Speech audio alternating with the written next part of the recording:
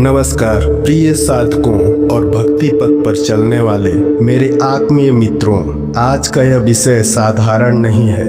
आज हम उस सत्य की बात करने वाले हैं जिसे बहुत कम लोग समझ पाते हैं। क्या आपने कभी यह अनुभव किया है कि जैसे ही आप भगवान का नाम लेने लगे, जैसे ही आप भक्ति की ओर बढ़े, वैसे ही आपके जीवन में कष्ट बढ़ने लगे, अपने ही लोग विरोध करने लगे, मन अशांत रहने लगा और जीवन बिना कारण भारी लगने लगा? यदि हाँ, तो यह वीडियो आपके लिए है, क्योंकि यह कोई दुर्भाग्य नहीं, यह इस बात का संकेत है कि आपके पुराने पाप अब नष्ट होने की प्रक्रिया में प्रवेश कर चुके हैं। आज हम उन दिव्य संकेतों को समझेंगे जो बताते हैं कि भगवान स्वयं आपके जीवन की शुद्धि कर रहे हैं। इसलिए हमारे साथ वीडियो के अंत तक बने रहिए, क्योंकि यह ज्ञान आपके दृष्टिकोण को हमेशा के लिए बदल सकता है। आज का हमारा यह विषय गहरा भी है और आपके लिए जरूरी भी, क्योंकि जीवन में ऐसा कोई मनुष्य नहीं जो कभी न कभी पाप का भागी न बना हो,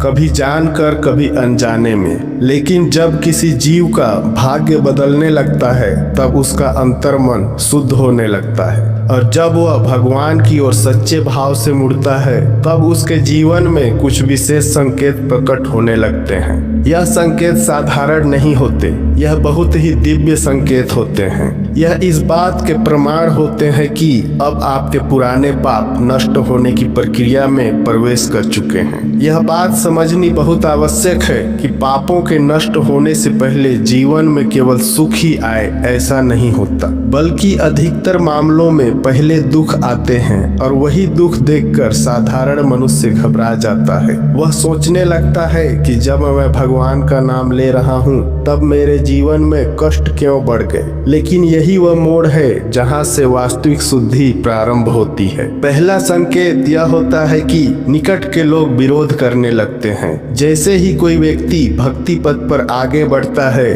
उसके अपने ही लोग उसका उपहास करने लगते हैं। कोई कहता है तू साधु बन गया, कोई कहता है तू समय बर्बाद कर रहा है। यह विरोध कोई संयोग नहीं है, यह इस बात का संकेत है कि तुम्हारे भीतर जमे पुराने संस्कार अब हिलने लगे हैं। जब अंदर की गंदगी बाहर निकलती है, तो बाहर शोर होता ही है। दूसरा संकेत अचानक दुखों का आ जाना, बिना किसी कारण के आर्थिक तनाव बढ़ जाना, रिश्तों में खटास आ सकती है, लोग तुम्हें गलत समझने लगते हैं जबकि तुमने किसी का अहित नहीं किया होता। यह ठीक वैसा ही है जैसे कोई कर्ज चुकाने से पहले अंतिम भारी किस्त चुकाता है। पाप जब नष्ट होने के अंतिम चरण में होते हैं, तो उनकी तीव्रता अधिक हो जाती है। तीसरा संकेत मन की व्याकुलता है। तुम भजन करते हो, नाम जप करते हो, फिर भी मन बार बार भटकता है, शांति नहीं मिलती, भीतर एक अजीब बेचैनी बनी रहती है।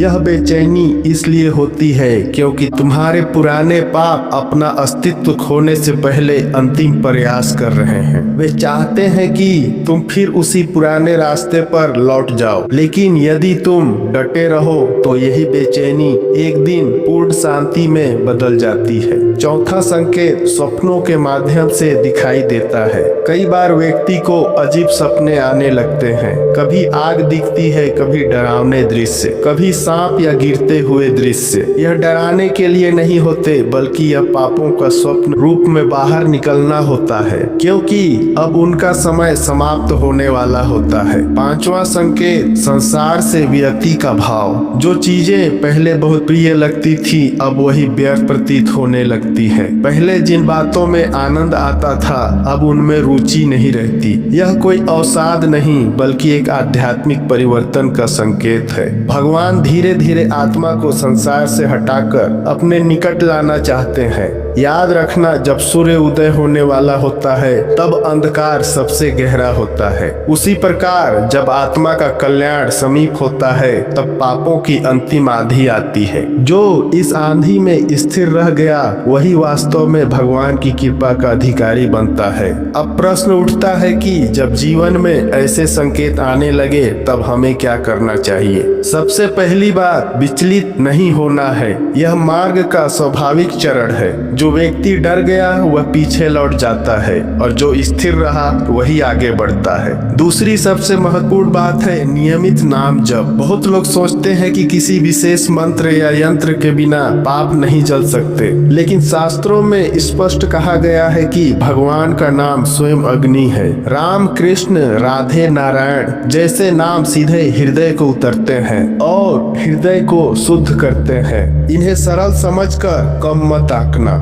जीवन भर के पाप इन नामों में भस्म हो सकते हैं। तीसरी बात, गुरु कृपा से जुड़े रहना। गुरु वह दीपक है जो अंधकार में मार्ग दिखाता है। जब संकट आए तब इधर उधर मत भागो, शरण में जाओ, गुरु को पकड़ो, नाम को पकड़ो और हरि कथा को पकड़ो। जो शिष्य गुरु की छाया में रहता है वह कभी मार्ग से नहीं भटकता। यह भी समझना जरूरी है कि पापों का जलना सुखद अनुभव नहीं होता, लेकिन यह अत्यंत आवश्यक होता है। जैसे बिना मैल उतारे वस्त्र शुद्ध नहीं होता, वैसे ही बिना पापों के जले आत्मा निर्मल नहीं बन सकती। जब तक आत्मा निर्मल नहीं होगी तब तक प्रभु का साक्षात्कार संभव नहीं। इसलिए यदि तुम्हारे जीवन में अचानक कष्ट बढ़ गए हैं, यदि मन अशांत है, यदि लोग बिना कारण विरोध कर रहे हैं, तो इसे दुर्भाग्य मत समझो, बल्कि यह समझो कि भगवान स्वयं तुम्हारे जीवन की सफाई कर रहे हैं। यह एक सौभाग्य का संकेत है। ऐसे समय में रोने के स्थान पर कृतज्ञ बनो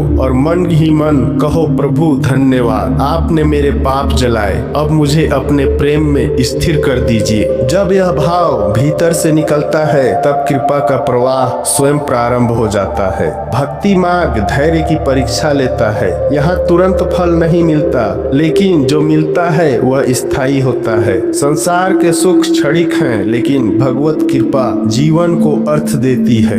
इसलिए चाहे कितना भी कष्ट क्यों ना आए, नाम मत छोड़ना, भजन मत छोड़ना और गुरु से दूरी मत बनाना। याद रखो, इस संसार का प्रत्येक कष्ट हमें भगवान के और निकट लाने के लिए आता है। कुछ कष्ट हमें तोड़ते हैं और कुछ कष्ट हमें निखारते हैं। जो व्यक्ति इस अंतर को समझ लेता है वही वास्तव में आध्यात्मिक मार्ग पर आगे बढ़ता है। अंत में इतना ही कहना है, यदि यह संकेत आपके जीवन में प्रकट हो रहे हैं तो भयभीत मत होना। यह संकेत इस बात के प्रमाण है कि भगवान आपको भूल नहीं गए हैं, बल्कि वे स्वयं आपके भीतर कार्य कर रहे हैं। पापों के अंधकार के बाद ही प्रेम का प्रकाश प्रकट होता है।